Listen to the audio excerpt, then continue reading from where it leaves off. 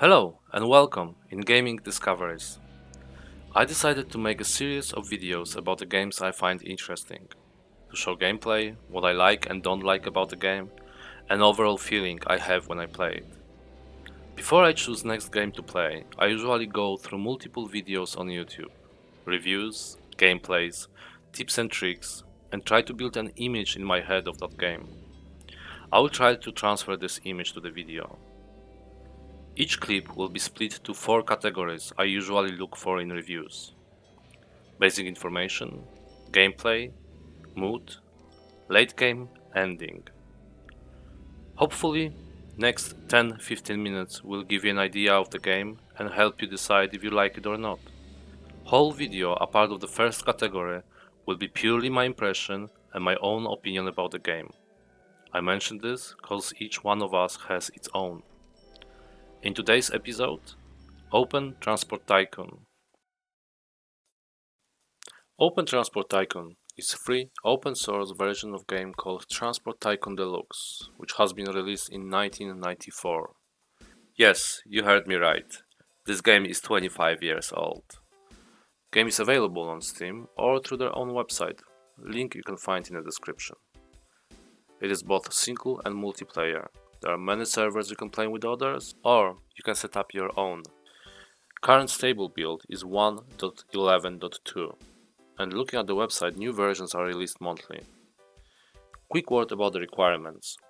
Let me just say that if your computer has less than 20 years, you will be able to play it. You can see it on the screen. Game is available on Windows, Linux or macOS. Steam description says, Open Transport Tycoon is a business simulation game in which players earn money by transporting passengers and cargo via road, rail, water and air. It sounds simple enough and it is core essence of this game, but the way it is presented, amount of options, additional content and value in gameplay is just incredible. You can start new game in one of the 4 maps: Temperate, Winter, Desert or Toyland. Each map has different look and industry buildings. Let's go ahead and start in Temperate biome. We are welcome with fairly simple map creation screen. You can customize options like size of the map, number of towns or industries, type of the terrain or starting date. Let's change starting date to 1970. At the beginning of new game, I strongly suggest to pause it. You can even set up option in settings to auto-pause new games. This will give you time to examine the map, find locations you like, or even tweak some options without rushing, as the game has quite fast pace. Let's build a train. First, we need to find a good location of industry chain, like a coal mine and power plant for example. Since we will be working on distribution, we need both source and destination for our train. Like here, we have both businesses quite close to each other. Looks like a quick win. It is a good practice to start any chain by building stations first. Let's place 2 of them within a reach of industry we want to connect. Here and here. Perfect. Next task is to connect both stations with the tracks and build a depot. Now we can buy our first locomotive and wagons. Each vehicle has its own stats and price, so you can get vehicles fit for purpose. Building maglev to deliver 2 wagons of coal might be overkill. We're gonna get Floss 47 with a diesel engine, as it looks like most powerful locomotive available. And 4 coal trucks. Just quickly check train capacity. 120 tons. Nice. Last thing to do is to set up which stations we want our train to go. For the single line, it might not be necessary, but when we start to grow and have multiple junctions, trains might get lost. Order the train to wait until it's full, and that's it. We can now let it go and see if it will generate some profit for us. You can have multiple windows open for trains you want to track. Also, we can speed up the game if you are waiting for founds.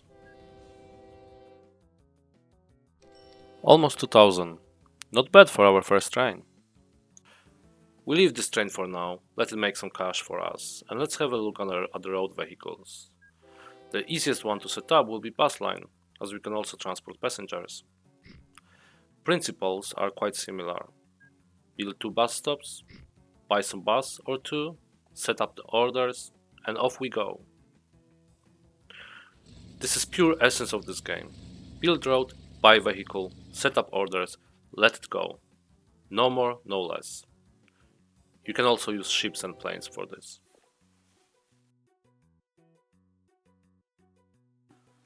Before I start to talk about the mood, let me just say one thing about OpenTTD. Try it. It is free, it weighs 42 megabytes, and there are gigabytes of additional mods, scenarios, or tweaks.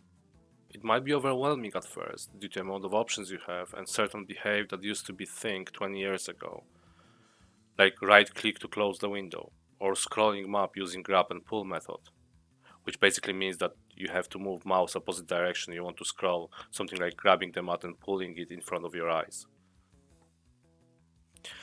Game is very addictive and fun. It is economy simulation, so you are limited only by amount of cash you have. There are available multiple exploits online, but even this is not breaking core functionality and fun. Designing and improving train web across the map, building huge stations, junctions, intersections. Tweaking train pathing to reach destination fast and not slow down too much. You notice I'm mostly talking about trains. Yes, Open Transport Tycoon is designed mostly for train lovers. Cars, ships or planes exist in the game, but they are not that complex and behave mostly like a support for your train company. There are multiple options to change behavior of the game, including cargo distribution, which forces you to deliver goods and passengers to particular location, not just anywhere. Quick word about the mods. Use it. When you familiarize yourself with the core game, there are mods that gives you new trains, new town looks, new stations, even a whole new business chains with multiple new industries. It might seem that it is some old game with poor graphic and quirky control, but when you pass the learning curve, realize that the graphic is sometimes even better than a lot of indie games nowadays, and get used to the control, you will have a lot of fun and you can spend hundreds of hours playing this game. Not bad for the freeware. The game has an end. You can change it in the settings, but by default it is set up at 2050 year. You get score on the screen how well did you do. You also can have AI competitors, and playing with it change your game drastically. Of course AI is not that sophisticated and can be easily defeated, but it is fun nonetheless. This game is in my top 10 list of all times. I played hundreds of games over the last 20 years. But this one brings both nostalgia of me being kid playing it after school and some serious research how to improve design of train tracks or spend literally hours building one main intersection for few hundred trains. You don't have to rely on my word, obviously I like this game. See it for yourself. Downloading it will take you a few seconds. Do it. I hope you will have at least half of the fun I have since I started playing it. Thank you very much for watching.